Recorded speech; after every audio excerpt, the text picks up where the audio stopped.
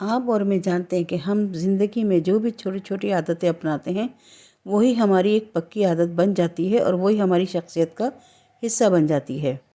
مثلاً اگر میرا ایک مہنگا موبائل لینے کا دل چاہ رہا ہے اور میری جیب اجازت نہیں دے رہی ہے، اور دوسرے جہاں تک میں نے یہ کہا کہ آس پاس کے ماحول سے بھی اثر پڑتا ہے، تو وہ ماحول بھی ایسا ہے کہ وہاں پر آپ نے ایک اچھا موبائل لینا ہی ہے، تو آپ اس میں اپنی پسند کے چکر میں پڑ جائیں گے اور ماحول سے متاثر ہو کر اس کو لینے کی کوشش کریں گے، چاہے وہ آپ کی جیب پر کتنا بھی بھاری پڑے۔ اور پھر جب آپ لے لیتے ہیں تو یقیناً وہ آپ کے لیے ایک پریشانی کی بات ہے کہ آپ نے جو بیجا خرچہ کیا ہے آپ اس کو کیسے نمٹائیں گے۔ تو اس لیے جو اچھا لگے وہ اس سے پرہیز کرنا چاہیے، اور جو بہتر بھی ہو اور آپ کے لیے فائدہ مند بھی ہو اور جو آپ کو پریشان نہ کرے، آپ نے وہی کام کرنا چاہیے۔ مشکل کام کو پسندیدہ کام کے ساتھ جوڑ دو۔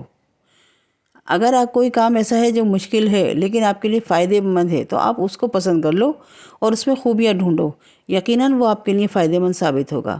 سوسائٹی اور دوست انسان کی عادتوں کو متاثر کرتے ہیں، یہ بڑی اہم بات ہے، کیونکہ صحبت کا اثر ضرور ہوتا ہے۔ اچھے لوگوں کی صحبت میں آپ رہیں گے جو ایک معیاری زندگی گزارتے ہیں اپنے قول و افعال سے، تو آپ یقیناً ایک بہترین انسان بنیں گے۔ انسان اکثر خاندان، دوستوں، معاشرے کی نقل کرتا ہے، اور انہی لوگوں کی نقل میں وہ آگے بڑھتا ہے اور اپنی اس کی کوئی رائے اور سوچ پیچھے رہ جاتی ہے۔ اور سماج کے اور معاشرے کے اکثر لوگ تو ایسے ہیں جو بھیڑ میں ہیں، یعنی بھیڑ جس طرف جا رہی ہے اسی کے پیچھے جو چند لوگ رہ گئے وہ بھی چل پڑیں گے، اس بھیڑ کا حصہ بن جائیں گے۔ حالانکہ جو عقل مند اور سمجھدار لوگ ہوتے ہیں، شعور والے لوگ ہوتے ہیں، وہ ایسا نہیں کرتے، وہ اسی بھیڑ میں انقلاب لے کر آتے ہیں اور باقی لوگوں کو بھی صحیح راستہ دکھاتے ہیں اور خود بھی صحیح راستہ ڈھونڈتے ہیں۔ یہ سب اس وجہ سے ہوتا ہے جب وہ اپنی عادتوں پر غور کرتے ہیں کہ ہماری عادتیں کیسی ہیں اور ہمیں یہ کس سمت لے کے جا رہی ہیں۔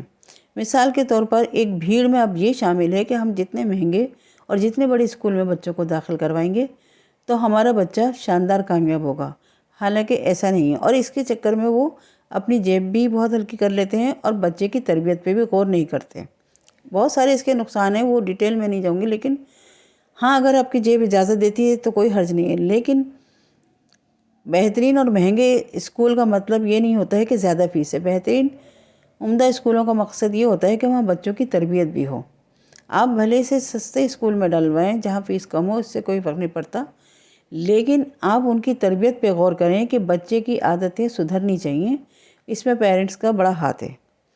تو بچے کی تربیت سے ہم لوگ غافل ہو گئے ہیں، مہنگے اسکولوں کی طرف چل پڑے ہیں۔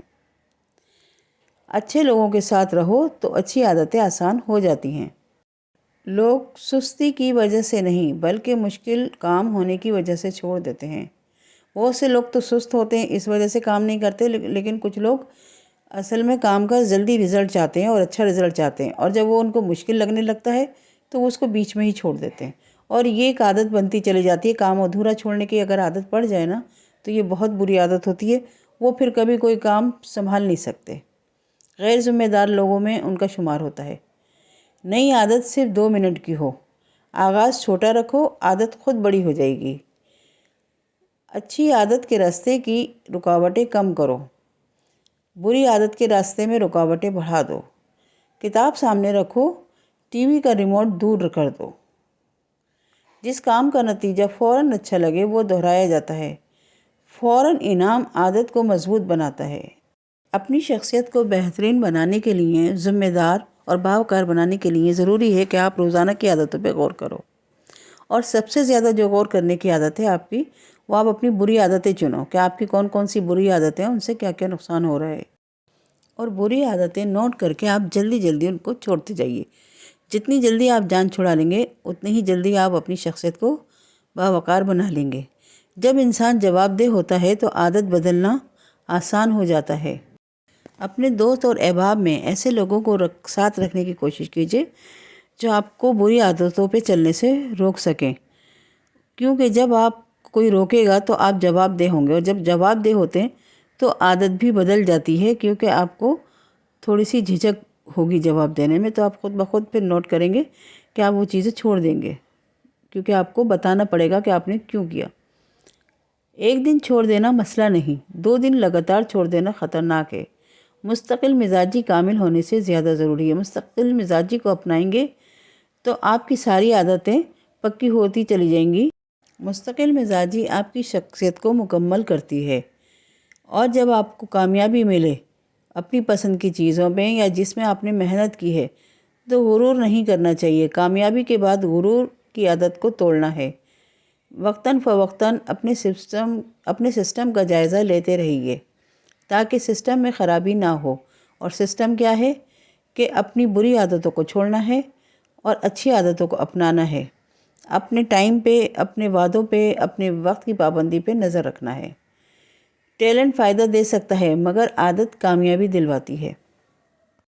آپ کتنے بھی قابل ہوں لیکن آپ اپنے قول و فعل کے پابند نہیں ہیں، آپ ذمہ دار نہیں ہیں، مستقل مزاج نہیں ہیں، تو آپ کو ٹیلنٹ کوئی فائدہ نہیں دے سکتا۔ لیکن ہاں، اگر آپ میں یہ سب عادتیں ہیں تو آپ کو کامیابی دلوانا کوئی مسئلہ نہیں ہے۔ اپنی فطرت کے مطابق عادت چننی چاہیے۔ بہرحال پوری کتاب کا یہی خلاصہ ہے جو ہم اور آپ بھی اپنی زندگی میں سمجھتے ہیں کہ مستقل مزاجی ہی اصل کامیابی ہے۔ چھوٹی عادتیں زندگی بدل دیتی ہیں اور نظم و ضبط زندگی میں بہترین کامیابی لاتا ہے، پرسکون زندگی بنا دیتا ہے۔ اپنے سسٹم کا جائزہ لیتے رہنا چاہیے، اپنی بری عادتوں کو چھوڑنا چاہیے۔